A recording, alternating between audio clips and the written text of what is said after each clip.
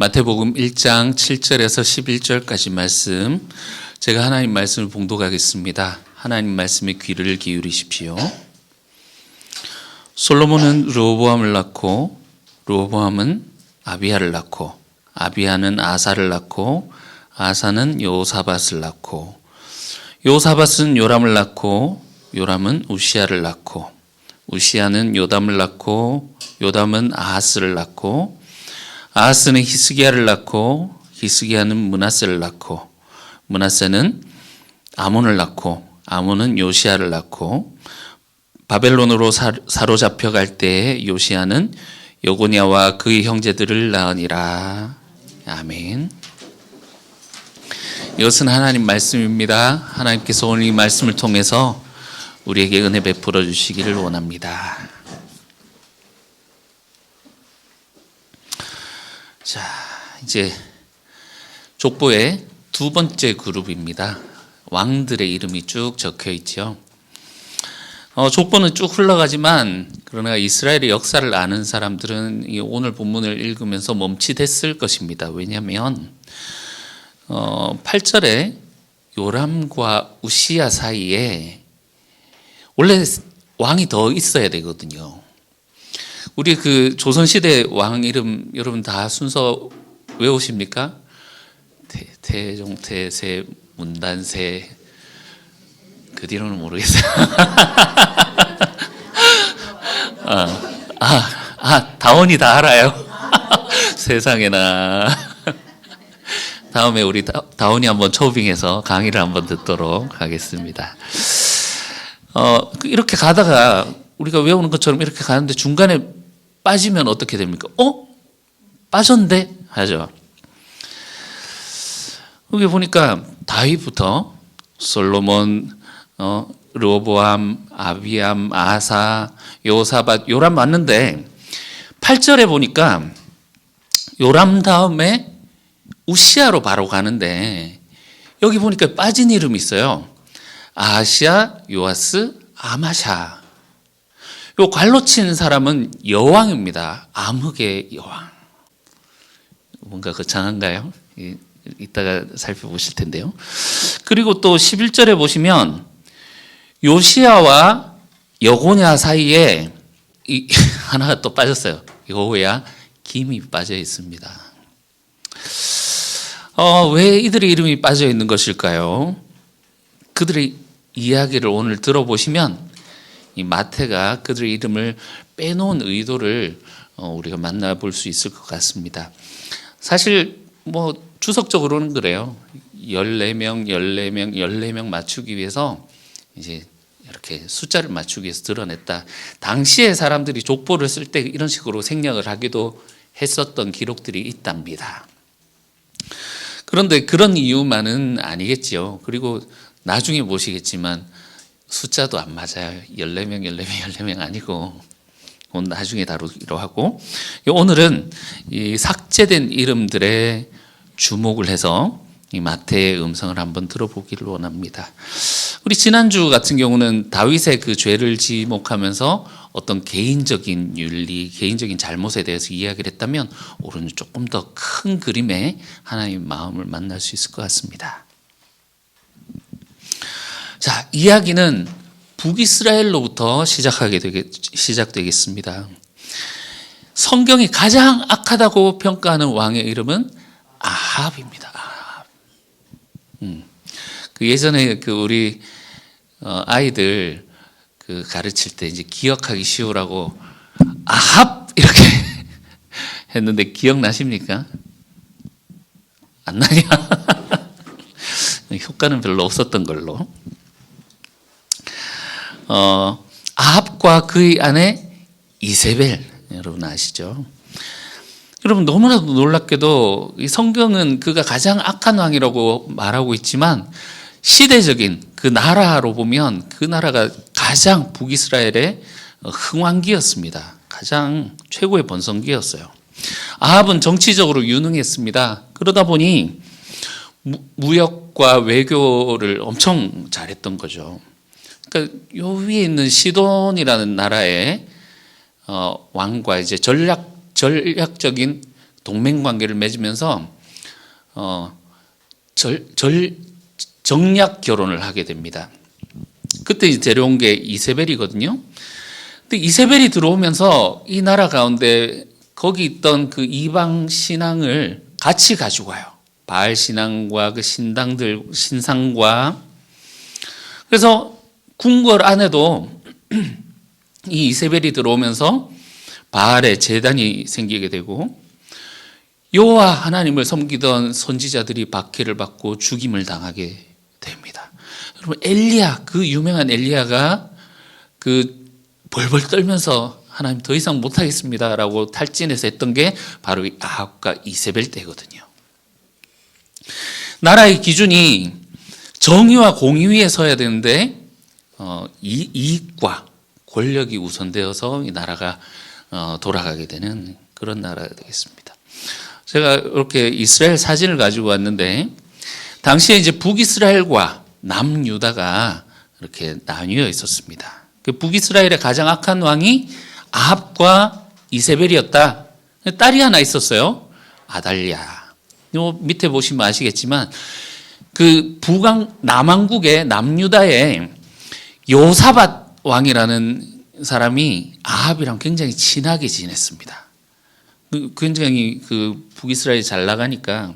그리고 화친을 맺으면서 정략 결혼을 하게 돼요. 자기 아들 요람과 그 아합의 딸 아달랴를 결혼하게 합니다.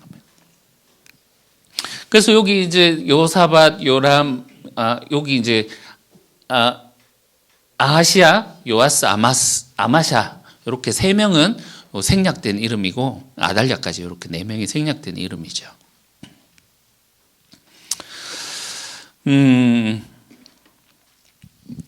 그 당시에 이제 공공의적인 아람이 있었고요. 그 아람의 침략에서 방어하고자 또 이렇게 군사적으로 정치적으로 안정을 하고자 요사밧이 아합과 화친을 맺게 됩니다. 예루살렘 궁전에서 화려한 결혼식이 이루어지게 되겠죠. 두 왕국의 깃발이 함께 부대끼면서 이제 전쟁은 끝이다. 마치 우리나라의 남북이 이렇게 화해하는 것처럼 그런 날이 오면 좋겠습니다. 이 남유다와 북이스라엘이 그 엄청 이제 상호 간의 번영을 외치면서 축배가 오르내렸을 것입니다. 그런데 보이지 않는 일이 그 이후로 벌어지게 됩니다. 아합의 집에 아합의 그 방식, 세계관, 이세벨의 통치가 이 다윗의 집에 스며들기 시작하는 것입니다. 남유다가 점점 변하게 됩니다. 바알 숭배가 스며들기 시작하고요. 산당들이 세워지고요. 이 정도는 정치적으로 해야 되는 일 아니야? 뭐 다 그렇게 살아가잖아 라는 그런 합리화로 더 이상 하나님의 나라, 하나님의 왕이라는 그 타이틀을 점점 벗어버리고 세상 왕들이 움직이는 방식으로 살아가게 되는 것이죠. 자, 요람의 아들 아하시아가 왕이 됩니다. 마태 족보에서 이제 삭제되기 시작한 그 이름이 그 이름부터죠. 역대하 22장 3절에 보면 아하시아에 대한 평가가 나오는데, 아하시아도 아합의 집길로 행하였으니 이는 그의 어머니가 꾀어 악을 행하게 하였습니다. 여러분, 어머니의 교육이 이렇게 중요한 겁니다. 어머니 아달랴가 어디서 왔다고요? 북이스라엘에서 왔죠, 그죠? 와가지고 자녀 그 아하시아에게 어떻게 가르쳤겠습니까? 야, 북쪽을 보아라. 너네 외할아버지가 세운 저 강대한 나라를 보아라. 이 나라를 어떻게 키웠는지 아느냐? 다 이 실리 위주로, 다 가치고 하나님이고 필요 없이 그 힘을 키워야 되고, 모든 것이 화평하게 하지만 우리 자국의 이익을 추구해야 되고, 막 이런 교육을 하지 않았겠습니까? 너도 그렇게 훌륭한 왕이 되어야 된다라고 교육을 했을 겁니다. 아하시아는 어머니 이야기를 듣고 그대로 이어가게 됩니다. 북이스라엘과 동맹을 강화하게 되고 우상 숭배를 받아들이게 되고요. 하나님을 믿는 모양은 남아 있지만 실제로는 힘과 동맹과 번영을 더 신뢰했던 것이죠. 성경 읽어보면 아하시아는 크게 막 어떤 큰 스캔들이 기록된 왕은 아닙니다만 그의 통치 아래서 점점 그는 아합의 길을 받아들였다라고 이렇게 이야기를 하면서 점점 남유다는 천천히 그러나 분명히 하나님이 통치에서 벗어나 아합의 길을 따르게 됩니다. 그런데요, 그러던 중에 아하시아가 전쟁에 나가서 죽게 됩니다. 이 소식을 어떻게 죽게 되느냐면 하나님이 북이스라엘의 예후에게 말씀하셔서 아합의 집을 몰살해라, 죽여라 이렇게 얘기를 하시는데 거기에 같이 동참했다가 거기에서 아하시아가 죽임을 당하게 됩니다. 그 소식을 들은 어머니 아달랴가 어떻게 했을까요? 어떤 조치를 취했을까요? 왕궁 안에 군인들이 막 돌아다니기 시작합니다. 왕의 호위군들이 왕자를 잡아서 다 모으고 어린 왕자를 하나하나씩 찾아서 끌어내고 유모와 그 어머니들의 비명소리가 들리기 시작합니다. 유다 왕의 왕족의 씨를 다 잡아 죽인 거예요. 이 아달랴가. 아달랴가 죽였다는 이 왕족의 씨는 자기 친손자들입니다. 그러니까 아하시아가 죽었죠. 그러니까 아하시아의 아들들을 모조리 싹 잡아 죽이는 거예요. 그러니까 여기에 다윗의 집에 왕족의 씨가 없으면 이제 이 나라는 내 나라가 되겠구나라고 생각을 했던 것 같습니다. 그래서 친히 왕좌에 올라서 6년 동안 다스리게 됩니다. 제가 아까 시작할 때 암흑의 여왕이다 이렇게 이야기를 했었죠. 참 아달랴에게 중요한 것은 내 왕조, 내 자리, 나의 왕권. 그에게 하나님 나라 하나님이 다윗의 자손과 맺으셨던 그 언약이 전혀 중요하지 않은 거예요. 여러분 여기서 하나님이 다윗에게 언약을 맺으셨는데 너의 후손들이 영원히 왕이 될 것이다 이렇게 하나님이 약속하셨잖아요. 근데 지금 그 다윗의 후손을 완전히 싹 멸절하려고 하는 걸 보면 하나님과 언약 이런 건 전혀 중요하지 않은 것이죠. 그래서 다음 세대 심지어 자신의 친손자들인데 그 친손자들까지 이렇게 멸절하는 그런 폭력을 서슴지 않습니다. 여러분 이것이 우상숭배의 무서움이에요. 아까 전에 여호사밧, 요람이 북이스라엘의 통치의 방식 아합의 길을 받아들였다라고 했는데 이것을 단적으로 보여주는 것이 아달랴입니다. 유대의 왕이 여러분 세상의 왕과 다른 점이 무엇인지 아십니까? 그것은 바로 왕이 통치자의 자리에 앉아 있는 것이 마땅하지만 그들은 이스라엘은 하나님이 통치자이시고 왕은 그 통치자의 양이에요. 대리 통치자일 뿐이지 이 왕이 나는 신이다라고 하는 그런 스탠스는 없다라는 거죠. 그러니 보통 나라들에서는 어떻습니까? 왕이 가장 위에 있고 제사장 선지자들이 그 밑에 계급으로 자리를 잡고 있잖아요. 여러분 다윗 왕이 훌륭한 점이 무엇입니까? 그리고 다윗 왕에게서 그 우리가 볼 수 있는 이스라엘의 왕의 참모습을 볼 수 있어요. 나단 선지자가 와가지고 우화를 이렇게 얘기를 하면서 이런 나쁜 사람이 있다고 합디다. 그래 나쁜 놈이 있다고 처단해라 이랬는데 알고 보니 자기 이야기고. 그러니까 어떻게 합니까? 결국은 하나님 앞에서 그의 말을 듣고 하나님 앞에서 무릎 꿇고 회개하게 되잖아요. 왕이라고 할지라도 그가 세상의 지존이 아니라 세상을 다스리는 하나님 아래 대리 통치자일 뿐이다라고 하는 그 겸손함이 있다라는 거죠. 그런데 아합의 길, 이 이세벨의 길, 아달랴의 길은 철저하게 자기가 지존자가 되어서 자기 자신의 그 통치를 방해하는 자들을 이제 제거해버리는, 얼마나 내 것을 지키기 위해서 잔인해질 수 있는지를 보여주는 사례라고 할 수 있겠습니다. 그런데요, 성경은 여기서 끝나지가 않죠. 놀랍게도 하나님의 언약 안에 있는 이 다윗 왕조가 있었잖아요. 너의 왕좌가 영원할 것이다. 이것이 여기서 무너지겠는가? 여러분, 공주 중에 여호사브앗이라는 공주가 있었습니다. 아마도 요람의 다른 아내에게서 난 딸이 아니겠는가 학자들은 그렇게 생각을 합니다.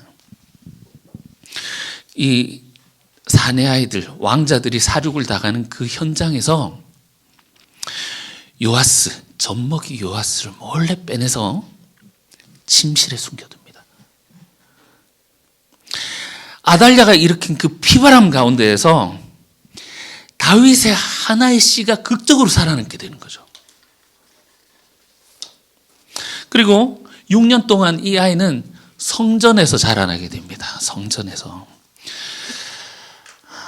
참 이 어린아이, 여러분, 인간의 눈으로 보면 가장 죽이기 쉬운 존재이지만 하나님은 그 가장 연약한 생명을 가장 안전한 곳, 어디에서요? 성전에서요.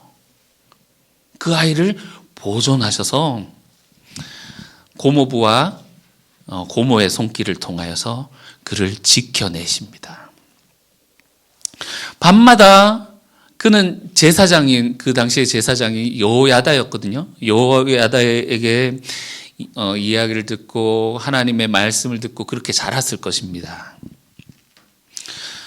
네가 산 것은 우연이 아니라 하나님께서 너희 그 조부 위에 다윗 왕에게 주신 그 언약 때문에 하나님이 너를 살리셨을 것이다. 너는 그 하나님의 언약을 지고 있는 왕의 혈통이라는 것을 잊지 말아야 한다. 내가 산 것은 우연이 아니라는 거죠. 그리고 이 나라는 바알이 다스리는 나라가 아니라 하나님이 다스리는 나라다 하면서 그렇게 교육을 받으면서 들으면서 자랐을 것입니다. 표면상으로 이 나라는 지금 아달랴가 통치를 하고 있죠. 그런데 그리고 그 나라는 우상과 폭력이 지배를 하고 있는 나라입니다. 그러나 감추어진 곳, 성전의 그 깊은 곳에서는 하나님이 심어두신 그 씨앗 하나가 자라고 있더라는 거죠. 6해가 지나고 마침내 이 아이가 7살이 되었을 때 칼과 나팔과 함성 소리 가운데 이 아이가 왕위에 오르게 됩니다. 제사장 여호야다의 혁명이 일어나게 된 것입니다. 성전과 제단에서 왕을 호위하는 그 호위군사들이 그 왕을 지키고 있고 거기에서 즉위식이 일어나게 됩니다. 왕관을 씌우고 그 하나님의 왕의 규례서를 받게 되고 기름을 붓게 되고 말이죠. 사람들이 외칩니다. 왕이여 만세수를 누리소서. 아달랴가 왕궁에서 이 소식을 듣게 되고 반역이다! 반역이다! 소리를 치면서 나와서 막으려고 하지만 이미 민심은 다 돌아섰어요. 율법에 따라서 이 성전 안에 있던 그녀를 율법적으로 여기서는 죽여서는 안 된다 하면서 궁 밖으로 끌어내서 성 밖에서, 궁문 밖에서 처형을 하게 됩니다. 인간적인 눈으로 보면 이것이 정치적인 쿠데타 같아 보이지만 율법에 따라서 하나님의 그 언약과 하나님이 이 백성을 포기하지 않으신다라고 하는 그런 사건으로 성경은 우리에게 보여주고 있는 것입니다. 이 요아스, 하나님의 은혜를 잊고 생명을 보존한 요아스, 시작은 너무너무 좋았습니다. 우상들을 치우고 성전을 수리하고 백성들도 자발적으로 헌금을 가지고 와서 나라가 부강하게 됩니다. 나라가 다시 하나님께로 돌아가는 것처럼 보여요. 그러나 제사장 여호야다가 죽은 이후에 요아스가 맛이 가기 시작합니다. 요아스가 다른 사람의 말을 듣게 돼요. 어렸을 때 그 아버지로부터 제대로 된 교육을 받지 못해서 그런 것인지 그 유대 지도자들이 와가지고 요아스를 부추기고 자기 말을 듣게 합니다. 왕이시여, 이제 종교개혁은 충분하지 않습니까? 정치적으로 좀 유연하셔야죠. 그게 왕의 모습입니다. 좀 다른 일도 좀 보시고, 여러 세력과도 좀 타협도 좀 하시고. 요아스의 귀가 하나님의 말씀을 듣는 그곳에서 사람들의 말을 들으며 그들과 타협하는 그 귀로 바뀌게 됩니다. 성전은 다시 버려지고 그곳에 우상이 들어오게 됩니다. 하나님의 선지자들이 와서 그에게 이야기를 하지만 그는 결코 듣지 않습니다. 결국 어떻게까지 하느냐면 자신을 키워준 여호야다의 아들 선지자 스가랴를 성전 뜰에서 돌로 쳐 죽이게 됩니다. 나중에 마태복음 23장 35절에 이 이야기가 나오는데 그 유대의 마지막 선지자를 요아스가 죽이게 되는 거죠. 아합과 이세벨의 딸 아달랴가 다윗의 집에 들어온 순간부터 이 요람, 아하시아, 아달랴, 요아스에 이르는 긴 이야기를 이렇게 요약할 수 있겠습니다. 하나님이 통치하시는 그 하나님 나라 대신에 아합의 방식, 세상의 방식을 따라가던 왕, 그들이 다윗의 집에 세상의 방식을 세상의 길을 들여놓았던 그 이야기다라고 요약을 할 수 있겠습니다. 이 권력 유지가 목적인 이 왕들, 신앙이라는 보기 좋은 포장지 안에 포장지를 두르고는 있지만 그 안에 자신의 욕망대로 살았던 그들의 삶들. 이들은 육체적으로는 다윗의 자손이지만 하나님이 원하시는 나라를 세운 왕은 아니었다, 그죠? 그래서 마태복음이 이 족보 가운데에서 지체 없이 그냥 드러냈던 것 같습니다. 우시야와 요람과 우시야 사이에서 조용히 이 이름을 이제 드러내버린 거죠. 혈통상으로는 이어져 있지만 하나님 나라에서 완전히 배제되어 버린 겁니다. 여러분, 오늘날 우리도 우리의 가정과 교회와 우리 한국 교회를 보시며 이 질문 앞에 우리가 서야 할 것입니다. 우리는 과연 교회를 어떻게 세워가고 있는가, 어떤 길을 가고 있는가, 그리고 다음 세대에게 어떤 이야기를 물려주고 있는가. 아까 전에 요 제일 마지막에 있던 아마샤는 그 위에 있던 왕들과는 조금 결이 다른 것 같습니다. 성경은 그를 평가하긴 하는데 그 평가 자체가 애매해요.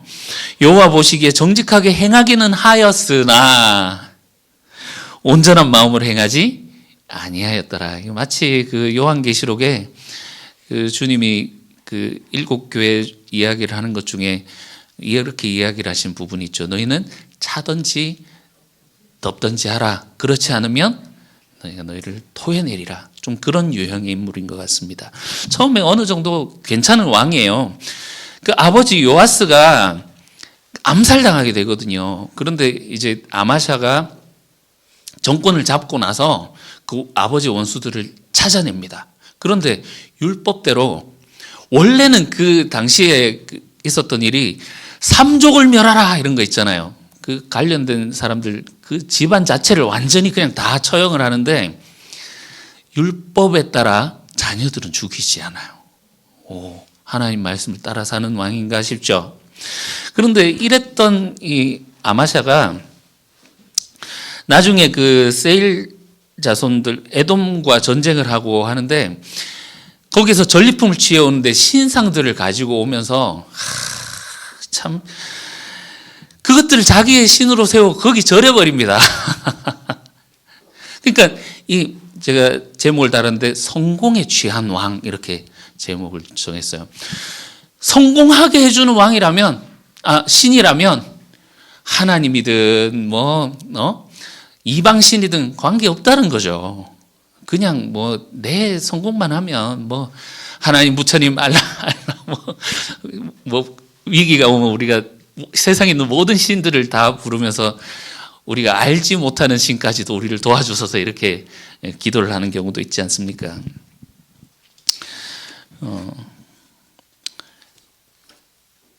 그렇게 겉으로 보기에는 정직하고 하나님을 잘 섬기는 것처럼 보였지만 온 마음을 다해 하나님을 섬기지 아니하고 자기에게 필요한 것만 이렇게 취하는 왕이었던 것 같습니다.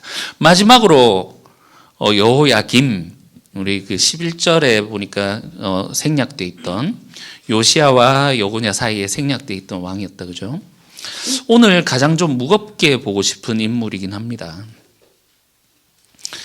요시야의 아들인데 요시야는 엄청 훌륭했던 왕이었습니다. 율법책을 발견하고 눈물로 회개하면서 나라의 종교개혁을 싹 하게 됩니다.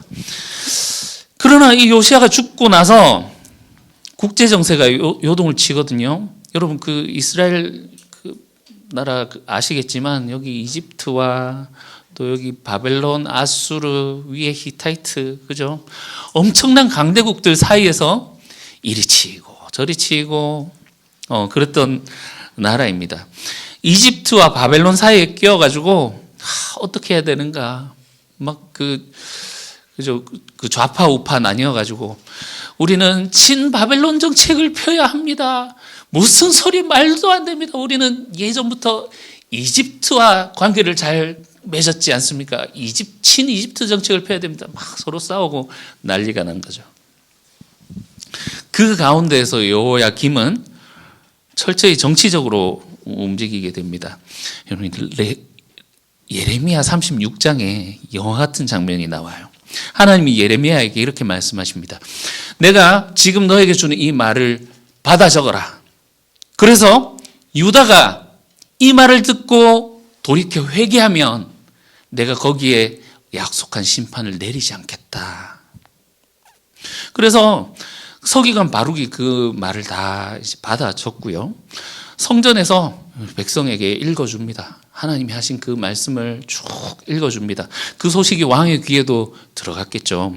왕궁 서기관 여후디에게 그거 구해와봐라 해가지고 읽어봐라 하는데 그때 이제 이 여호야김이 있었던 곳이 겨울궁 따뜻한 난로 앞에 이렇게 앉아가지고 자 흔들 의자였는지는 모르겠습니다. 이렇게 편안하게 있으면서 한번 읽어보아라 했을 겁니다.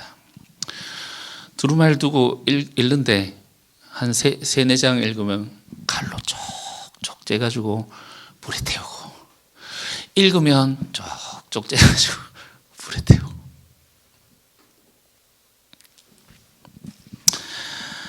듣고 싶지 않다는 거죠. 누가 감히 내게 명령하는가? 하나님의 말씀이 너가 부당한 세금을 걷고 강제 노동으로 자기 배만 자기 궁전만 짓고 가난한 자들을 그 땀과 피로 피땀 위에 화려한 건물을 올리고 모든 그 악을 하면서 행하면서 하나님을 멸시하는 도다 하면서 하는 그 하나님의 말씀 듣기 싫다는 거죠. 나라 망한다. 이대로 가면 하나님의 심판이 올 것이다. 다 태워보라 하는 거죠. 여호야김은 단순히 이 두루마리를 태운 것이 아니라 하나님의 통치 자체를 거부한 것입니다. 오늘 이 본문을 읽으면서 우리가 여기 삭제되어 있는 인물들을 우리가 쭉 읽어봤습니다. 마치 대하 드라마를 본 것과 같은 좀 그런 느낌이 들지 않으십니까? 어떤 느낌이 드십니까? 여러분, 이 이야기를 들었을 때 불편한 마음이 들었다라고 한다면 여러분, 반은 잘 읽은 것입니다. 왜냐하면 하나님의 마음이 그러할 것이기 때문이죠. 그러면 반은 무엇인가라고 한다면, 그렇다면 하나님께서는 무엇을 바라시는가? 하나님 그냥 마음 불편하셨겠구나 하는 걸 넘어서, 그럼 하나님은 무엇을 원하시는가까지 간다면 우리가 이것을 100점이라고 할 수 있겠습니다. 이 삭제된 이름들을 보면 마치 그 생명책에서 이름이 빠진 것 같은, 그래서 구원에서 탈락하는 것 같은 그런 느낌이 들기도 합니다. 그런데 이것이 단순하게 개인윤리보다는 훨씬 큰 개념을 우리가 알아야 한다는 것입니다. 우리가 오해를 하는 부분이 있어요. 천국 하면 우리가 딱 떠올리는 것이 무엇입니까? 하늘나라, 사후세계를 떠올립니다. 사후세계. 그리고 그 관점을 가지고 읽어요. 그러니까 이 왕들의 이야기를 이렇게 읽으면서, 아이고 악한 놈이네, 지옥에 가도 할 말 없을 놈 하면서 그들을 개인적인 잘잘못으로, 그래서 천국, 지옥 이렇게 가겠네라고 우리가 그렇게 보지만, 복음서의 선포는, 복음서가 말하고 있는 이 천국이란 것은 우리가 죽어서 사후세계, 그 천국에 갈 것인가를 말하기보다, 그것을 완전히 배제하는 것은 아닙니다만, 그거보다는 하나님 나라가 이 땅에 임했다 라는 것을 말하는 의미에서 그 천국이 가까이 왔다라고 말을 하거든요. 여러분, 천국 하니까 우리가 사후세계에 가는 그 천국과 헷갈리지만, 천국을 우리말로 풀어보면 하늘나라, 하나님이 계신 하나님 나라라는 거예요. 그래서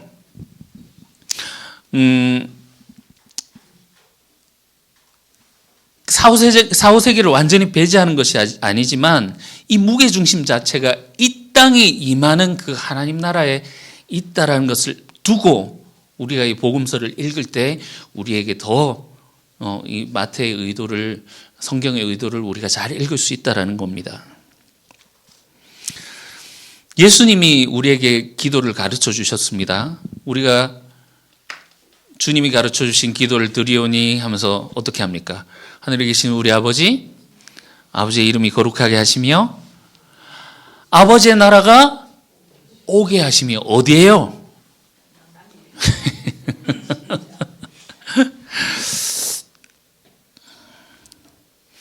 나라가 임하옵시며 하늘에서 뜻이 이루어지듯이 땅에서도 이루어지게 하소서.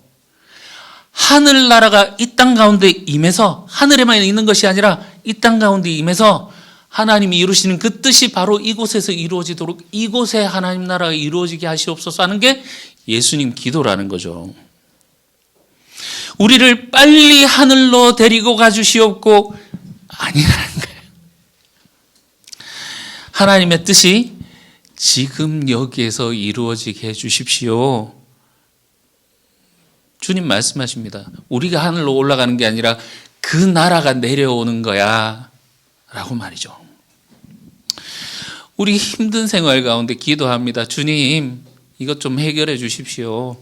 빨리 우리를 좀 데리고 가 주십시오. 편안해지게 해주시고, 우리 빨리 이곳으로부터 도망치고 싶습니다. 그러나 주님이 말씀하시는 천국은 이 땅 가운데에서 너희가 어떻게 살아야 되느냐를 말하는 것이지, 빨리 내가 데리고 갈까 하면 또 싫다고 하실 거잖아요. 대부분 그러시더라고. 우리가 이 땅을 피해서 더 좋은 곳으로 가는 그것보다 이 땅 가운데서 우리가 하나님의 백성으로 어떻게 살아야 하는가를 성경은 말하고 있습니다. 오늘 왕들의 죄악들을 봅시다. 아이고 지옥 갈지 됐네 라고 읽으면 절대로 읽히지 않는 것이 있어요. 여러분, 하나님 중심에 뜨거운 불이 있다는 것을 오늘 이 말씀을 통해서 우리가 볼 수 있어야 됩니다. 그것은 이 땅 가운데 나의 나라를 세워야 되겠다라는 하나님의 마음입니다. 아담 때부터 그랬다는 것을 여러분 기억하십시오. 하나님이 온 우주 만물을 만드시고 아담을 대리 통치자로 세워서 그를 통해 다스리시죠. 이것이 하나님 통치 방식이에요. 이스라엘의 왕이 다른 나라들의 왕과 다른 특별함이 뭐라고 했습니까? 왕은 왕인데 통치자는 하나님이신 거예요. 그리고 나는 대리 통치자로서 그분의 권위 아래 무릎 꿇는 거죠. 그것이 진정한 하나님만이 다스리시는 하나님 나라가 되는 거예요. 자, 이스라엘 나라, 아까 전에 우리가 사진을 봤었는데 여기에 아합과 이세벨이 다스리면 여기는 누구의 나라가 됩니까? 아합의 나라죠. 그러나 하나님이 다스리신다면 아합이 회개하고 하나님께 마음을 열어서 하나님 통치 아래 무릎 꿇고 하나님 다스리십시오 하고 자기 자신을 드릴 때 이 나라는 누구의 나라가 됩니까? 하나님 나라가 되는 것이죠. 그래서 이 천국이라는 것은 이 땅에 임한 하나님 나라라고 보게 된다면 우리가 죽고 나서 갈 사후 세계만이 아니라 그 내용도 분명히 있습니다만 이 땅에 임하는 그 하나님의 통치라고 본다면 여러분, 우리가 이 땅 가운데 이들을 통해서 어떻게 살아가야 하는가가 보입니다. 아시아가 개인의 죄가 아니라 대리 통치자의 역할로 하나님이 다스리시도록 그를 내어주었어야 했던 것처럼 이 아달랴가 그 욕망에 사로잡혀서 자신의 손자들까지 싹 죽이기까지 그렇게 잔인하게 권력을 취하려고 할 것이 아니라 하나님 뜻대로 내어주고 다윗 언약을 하나님이 주셨지 하면서 과감히 거기서 물러날 수 있는 그런 용기가 있어야 되지 않겠습니까? 요아스도 마찬가지고요.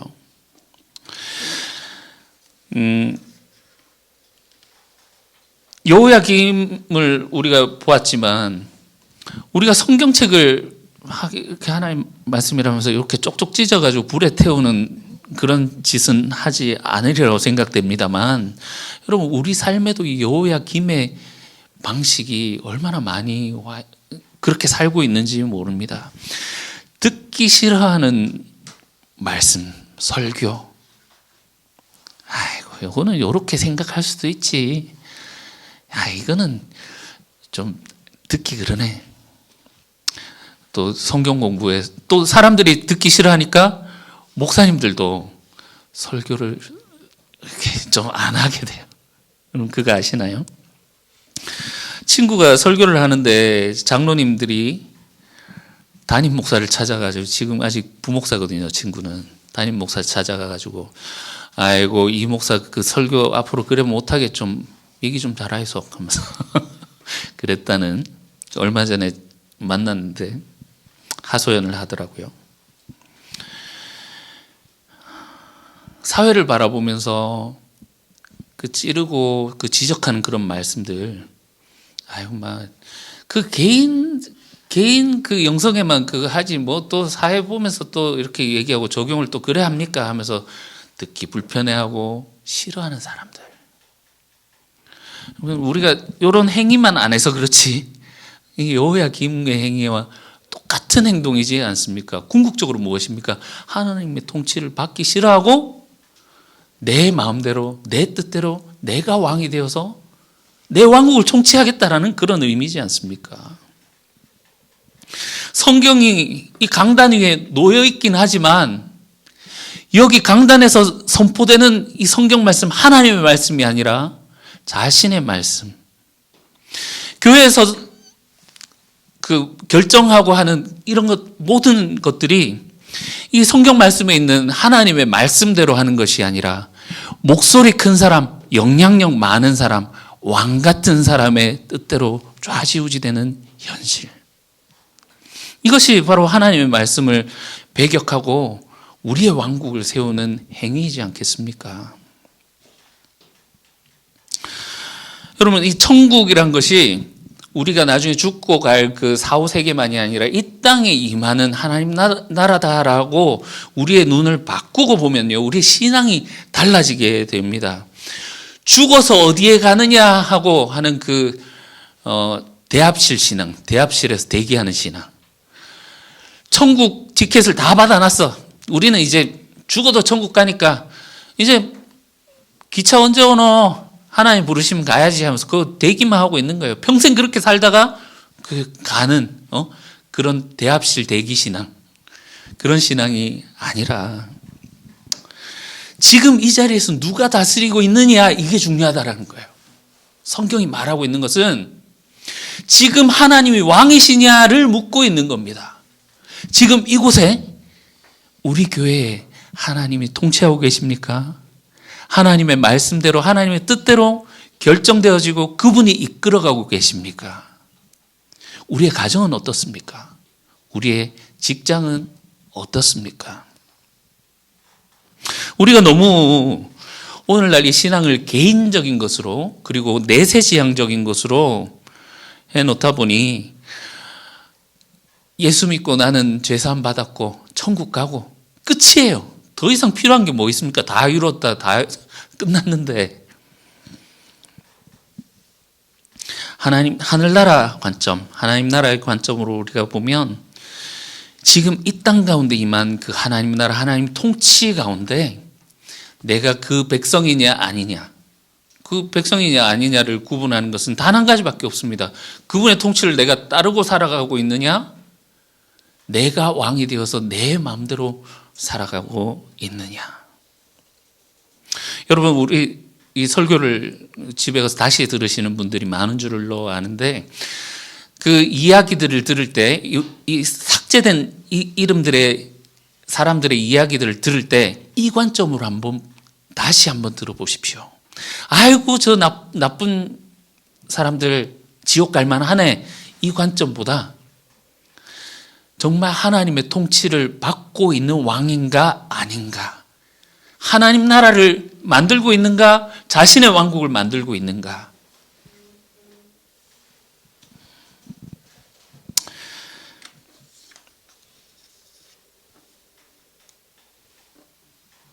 천국행 티켓을 손에 쥐고 대합실에서 시간만 보내는 그런 승객처럼 사는 것이 아니라 이미 이 땅에서 시작된 그 하나님의 통치에 오늘 우리의 몸과 마음과 뜻과 정성을 다하여 주님께 내어드리고 주님이 왕이신 주님을 모시면서 주님의 뜻대로 우리가 살아가는 신앙으로 넘어갈 수 있으면 좋겠습니다.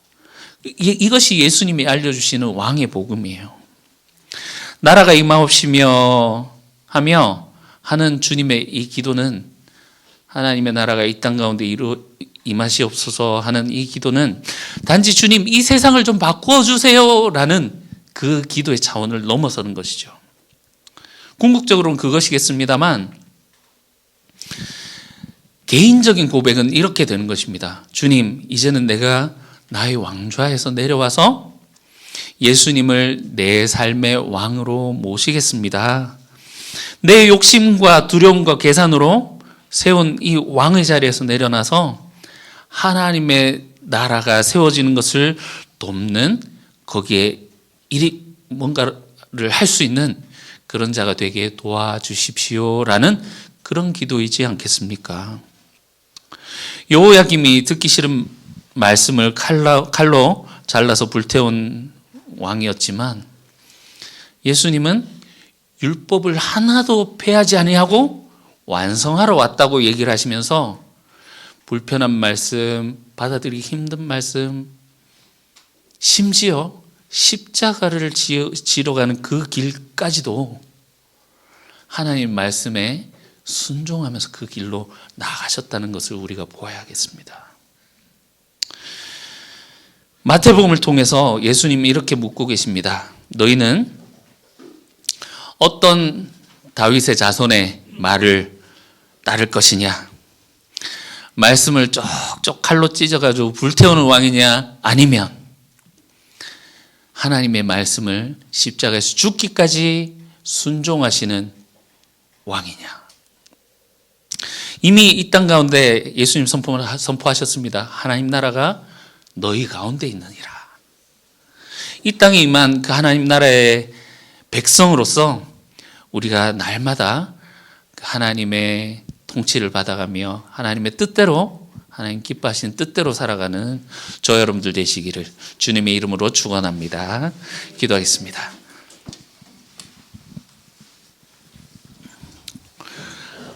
주님,